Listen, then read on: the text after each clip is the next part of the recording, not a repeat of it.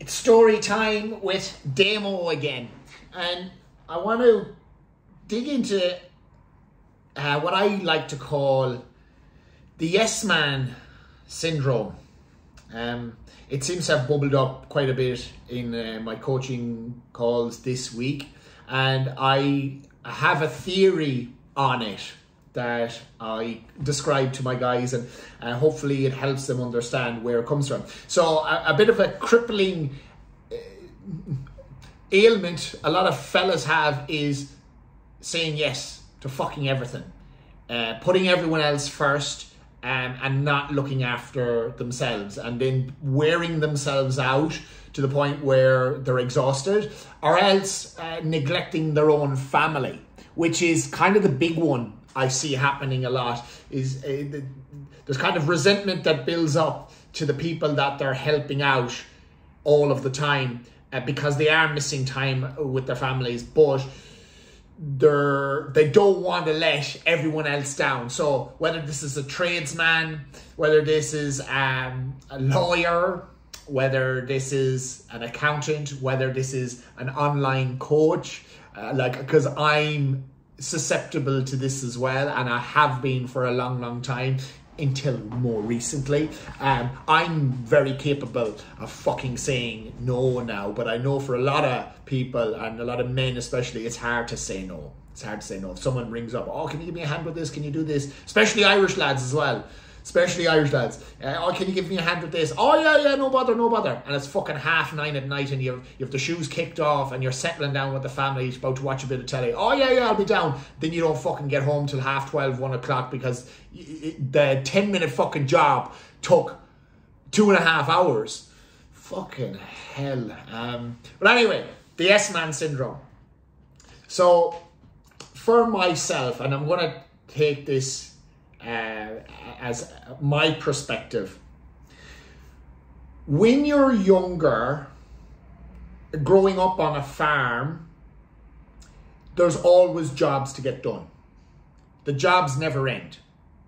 And if you're sitting around doing a job and expecting to get thanks after it, well, you're going to be waiting a long fucking time, because it doesn't come. It's just, as soon as one job ends, then that's the next one there. So you just get used to this perpetual cycle of things. And as a young man, you kind of understand that this is just how it goes. In order for me to have a place here and in this family and in this unit of how things are operating, the way I have my place is if I just do. And then from there, you go on to school and secondary school. And for a lot of young men out there, you never hear anyone tell you that they're proud of you.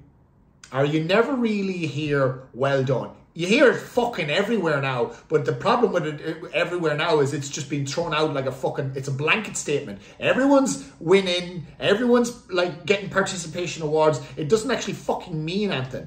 But when I was growing up, you just barely heard it. You just do the next thing. And same at home as well. Like, it's just, sorry, let me come back to school. So you go into secondary school, and I was in an all-boys secondary school, CBS in Roscommon.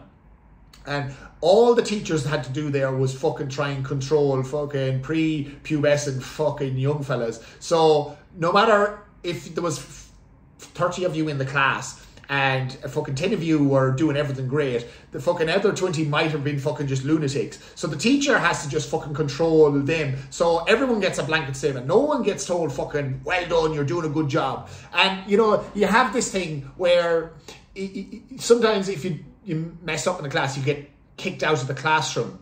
And I don't know if you can relate to this feeling, but when you're in the classroom and you're mucking around, it's all good, it's all grand, because you're with your buddies.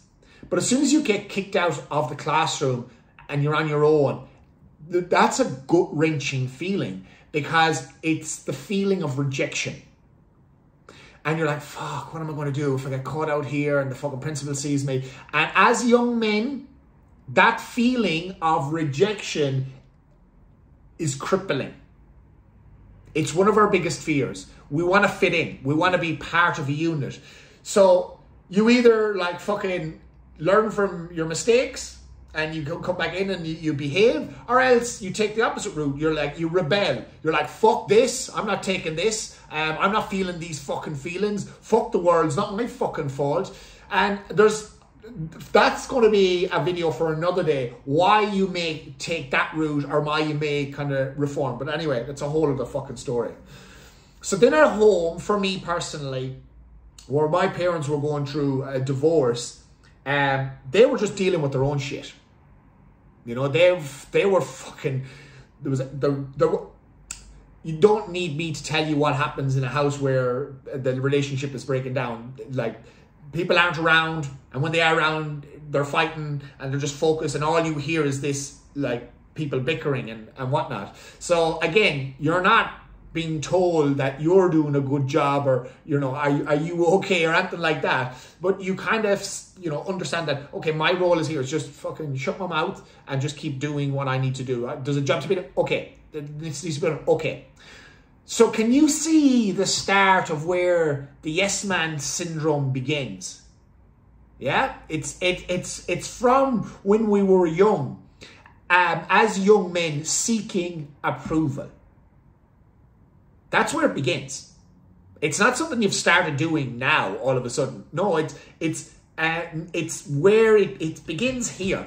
And I know from chats with my own dad that he feels the same. It's, you know, when he was younger, there wasn't that much love and affection in his circle. So the way we get it is we keep doing the thing. Because if we do enough things, you know, we may get the approval eventually. But you see, the thing is, the approval never comes. And if you remember from one of my last videos, it's like, the only person that needs to be proud of you is you. That is the bottom line here. And this is what I try and teach men now that are yes men.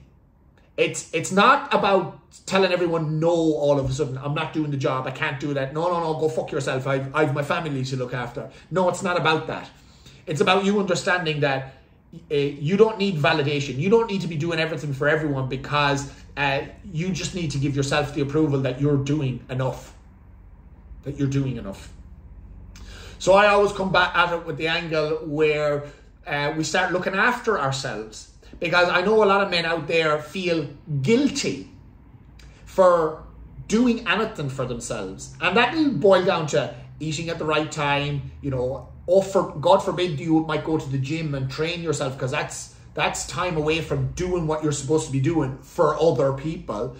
And even more so, imagine going off playing golf.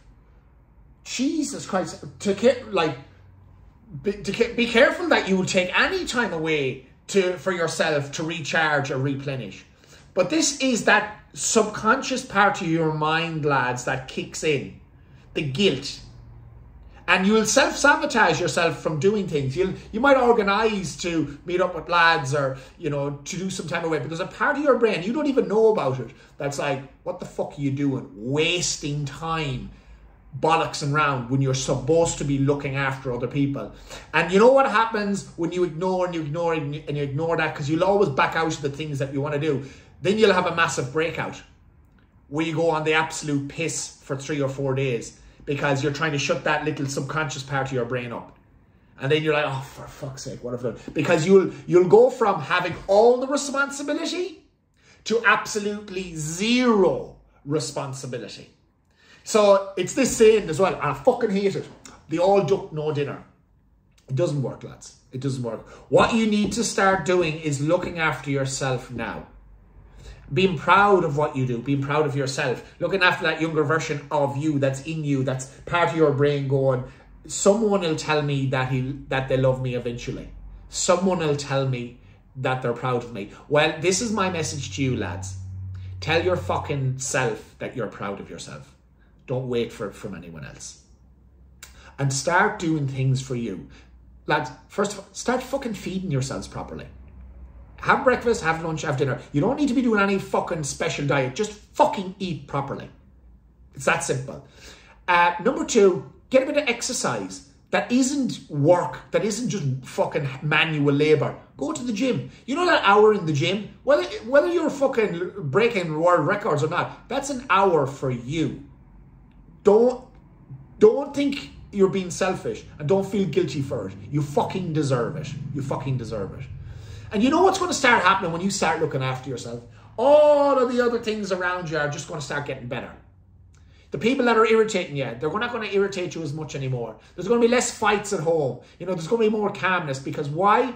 You're not on edge anymore trying to please everyone. That's what it comes down to. So that's my theory on the yes-man syndrome. Remember, it starts from a very early age. It's not something you've just developed or picked up yesterday. And the bottom line is, start feeling proud of yourself. Simple as. Giddy up, lads.